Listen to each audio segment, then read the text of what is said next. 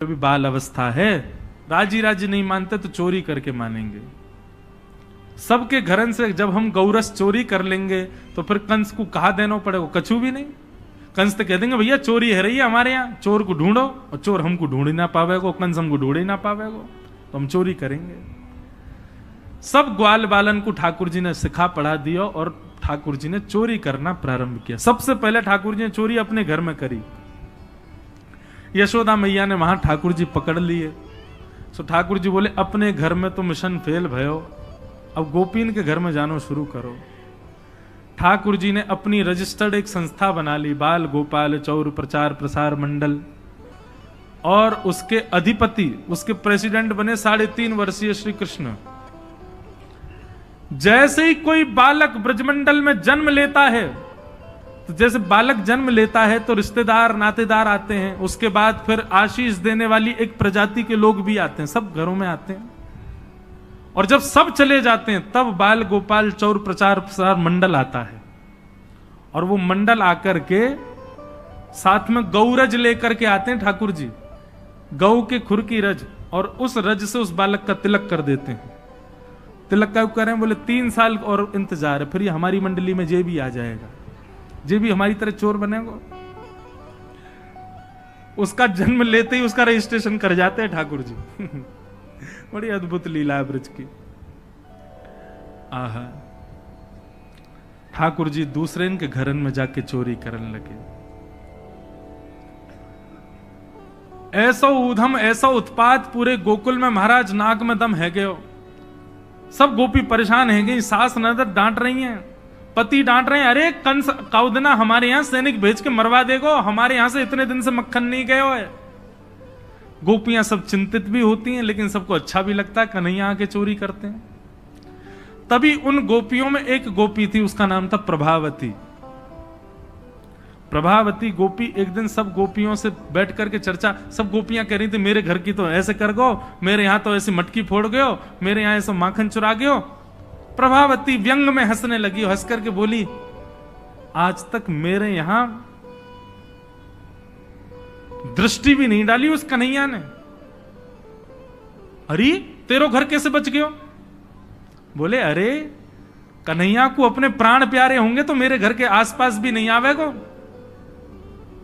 वो जाने ना है मेरो नाम प्रभावती है। अब ये बात गोपी कह रही थी सब सखियों से, इतने में ही वहीं एक बालक था, वो ठाकुर जी का मित्र था। वो ठाकुर जी के पास दौड़ो दौड़ो गए, वो लाला एक गोपी है प्रभावती वाने यूं कहिए, लाला को अपने प्राण प्यारे होंगे तो आवेगो मेरे यहां चोरी करवे, मेरे यहां आई ना सके, प्राण प्यारे यही मारे ना आवे। ठाकुर जी बोले हमको चुनौती दे रही है? बोले हम बे लाला तू को चुनौती दे रही है? बोले अगलो धावो यही के घर मारनो है। सबसे पहले तो ठाकुर जी ने प्रभावती के देवर को अपना सखा बनाया। देवर कितना बड़ा, वो भी छोटा सा ही था। ठाकुर जी ने उसको अपना सखा बनाया। सखा बना करके उसको बेला फुसला करके बढ़िया उसको बढ़िया मक्खन वक्खन खवा के अपने पक्ष में कर लिया। ठाकुर जी बोले ए सुन, तेरी भाभी प्रभावती एक दिन चुनौती दे रही कि कन्हैया मेरे यहां चोरी करके दिखाया। प्रभावती का देवर बोलो लाला बता कहा करनो? बोले जा देना तेरी भाभी बढ़िया वारो मक्खन निकारे, बस तू संकेत कर दियो, और जब वो जमुना जल भरवे जावे घर में कोई नहीं हो वही समय हमारा आक्रमण होगो। ठीक है। प्रभावती ने एक दिन बढ़िया मक्खन निकारो, और महाराज मक्खन निकाल करके छींके पर टांगो, और वो बालक ने देख लिया, दौड़ करके ठाकुर जी के पास बोले आज भाभी ने मक्खन निकालो, आज ही चलो लाला। बोले हाँ आज चलेंगे। प्रभावती यमुना जल भरने के लिए गई, ठाकुर जी उसके यहां प्रवेश कर गए, और प्रवेश करके महाराज 4 के ऊपर 3 के ऊपर 2 के सबसे ऊपर ठाकुर जी, और ठाकुर जी लेकर के बढ़िया मक्खन खाने लगे। मक्खन दूसरे इनको पवाने लगे कि मरकान भोक्षण विभजति सचेन नात्री भांडम भिन्नति। स्वयं पाते हैं, ग्वाल बालों को पवाते हैं, और जब सब पा लेते हैं तो फिर मरकान भोक्षण संग में बंदर और चलते हैं उनको भी पवाते हैं।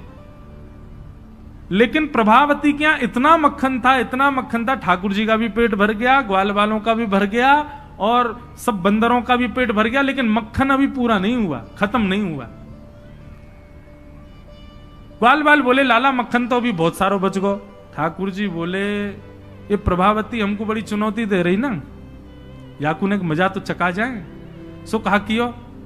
ठाकुर जी ने एक हंडी लई, एक लठ लियो और वहां से वह हंडी को फोड़ दियो, जितना मक्खन हो सब नीचे गिर गयो और वह मक्खन को चौका लगा गए, पोंछा कर गए पूरे घर में।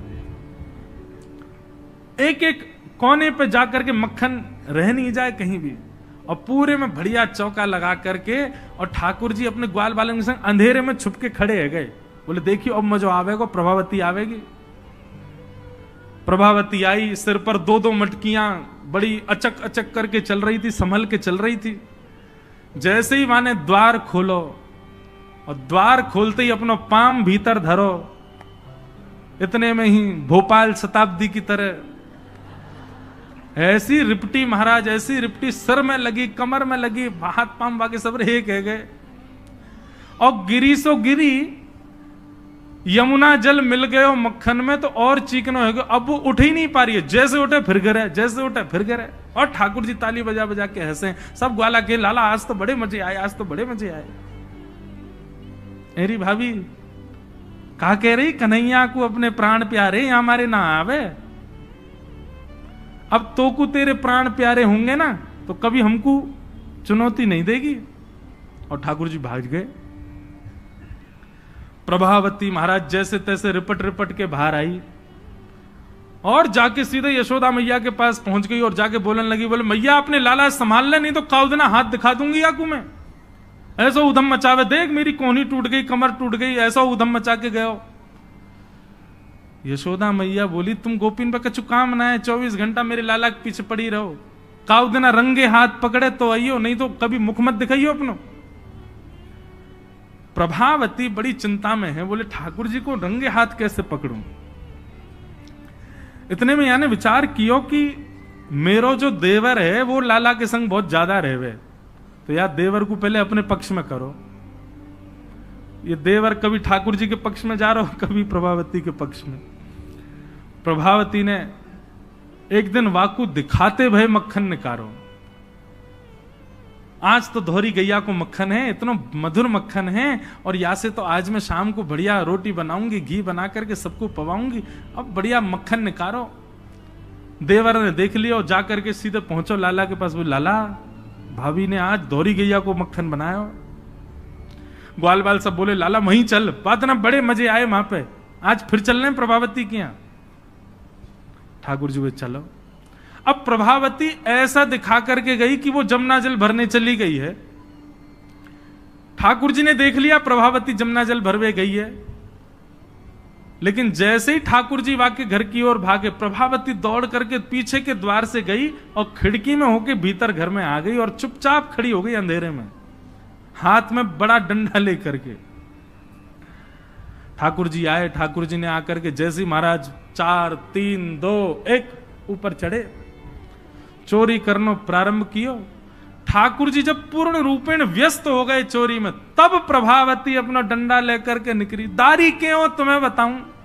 और जैसी प्रभावती आई महाराज नीचे वाले सबसे पहले भागे, और नीचे वाले भागे तो ऊपर वाले सब गिर गए, ठाकुर जी लटक गए ऊपर।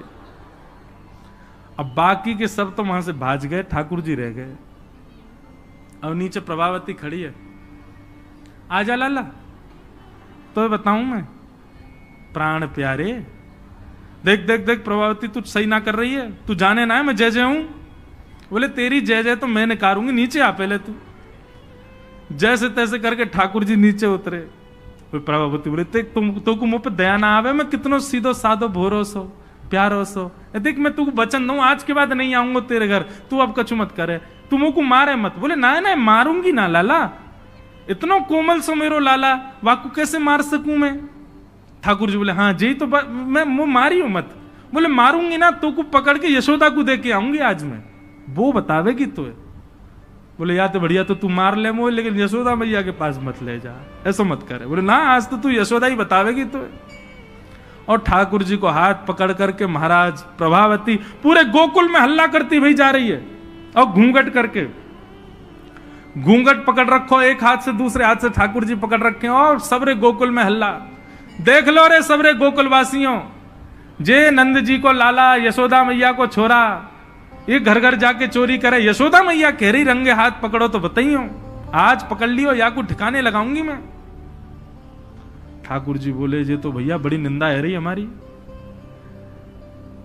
इतने में ही ठाकुर जी बोले, ए प्रभावती, कहा बात है? बोले देखते हैं ना, इतनी जोर से मेरो हाथ पकड़ रखो, मेरो हाथ नीलो पड़ गयो, रक्त पूरा रुक गयो है। तू इतनी जोर से मत पकड़े, तू एक काम कर, मेरो जे हाथ छोड़ दे, दूसरा हाथ पकड़ ले।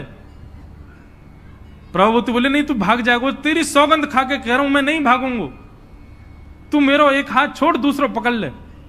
प्रभावती चलती जा रही है और चलते चलते माने 3.5 वर्ष के छोटे से ठाकुर जी चलते चलते माने जैसे मन बनायो कि हाथ दूसरा लाऊं, ठाकुर जी ने पीछे चल रहे ग्वाल बालन में प्रभावती के देवर को इशारा क्यों यहां पे आ। वो ठाकुर जी की उम्र को ही है। ठाकुर जी ने वाह को हाथ पकड़ लिया। प्रभावती अब देख तू मेरा दूसरा हाथ पकड़, जल्दी कर। प्रभावती चलते चलते बोली ला दूसरा हाथ दे। दूसरे हाथ के चक्कर में ठाकुर जी ने वाह के देवर को हाथ पकड़ा दिया और पकड़ा करके ठाकुर जी गली मोहल्ला कुचेन में कूदते भय सीधे नंद भवन पहुंच गए और हाथ पाम धो के सीधे यशोदा मैया की गोद में। मैया इस सबरी गोपी मेरे पीछे काहे को पड़ी रहे?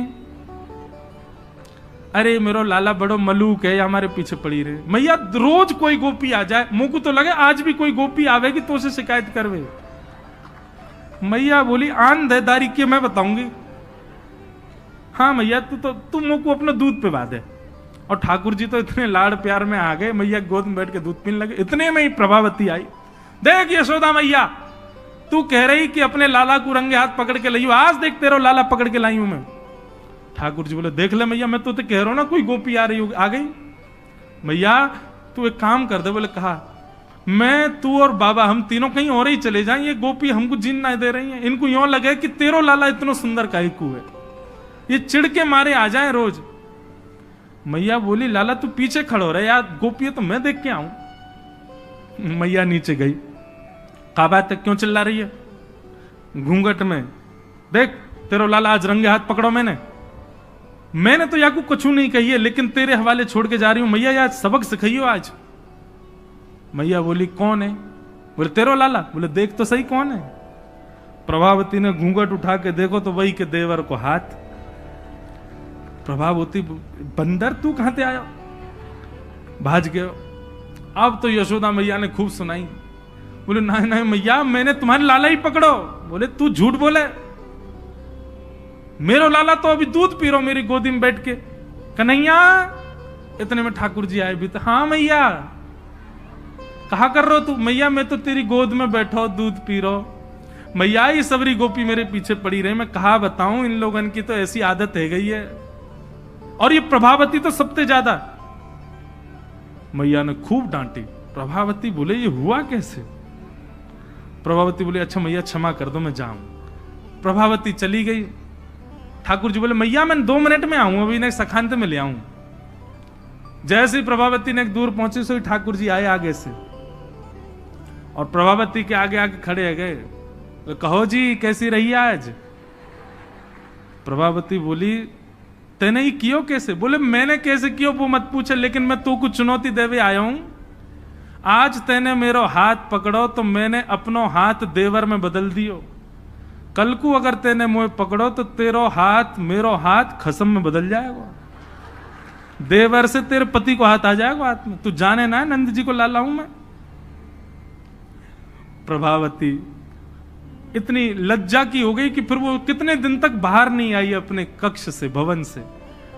वर्णन आता है ठाकुर जी एक दिन उसके यहां पहुंचे और पहुंच करके उसकी गोद में बैठ करके खूब स्नेह किया, और स्नेह करते तब भी नहीं मानी, खूब नाराज हो गई ठाकुर जी से, मुंह फेर करके बैठ गई। ठाकुर जी बोले एक बार मेरी ओर देख ले।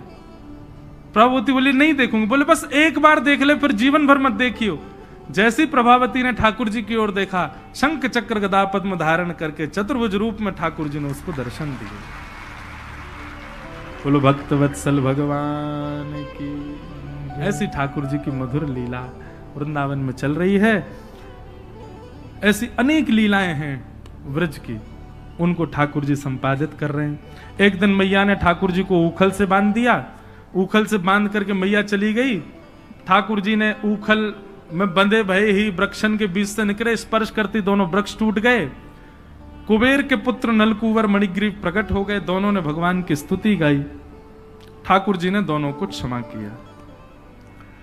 और ये बात जान करके नंद बाबा, उन्होंने मन बनाया कि अब हम गोकुल में नहीं रहेंगे। और नंद बाबा के छोटे भैया ने एक दूसरे वन का नाम बताया जिसका नाम है वृंदावन। और ठाकुर जी, नंद बाबा और यशोदा मैया सब ने वृंदावन जाने को मन बनायो। तो महाराज सब गोकुलवासी बोले हम भी यहां नहीं रहेंगे, हम भी वहीं रहेंगे जहां लाला रहेगो हमारो। और सब गोकुलवासी ठाकुर जी के संग वृंदावन चले गए।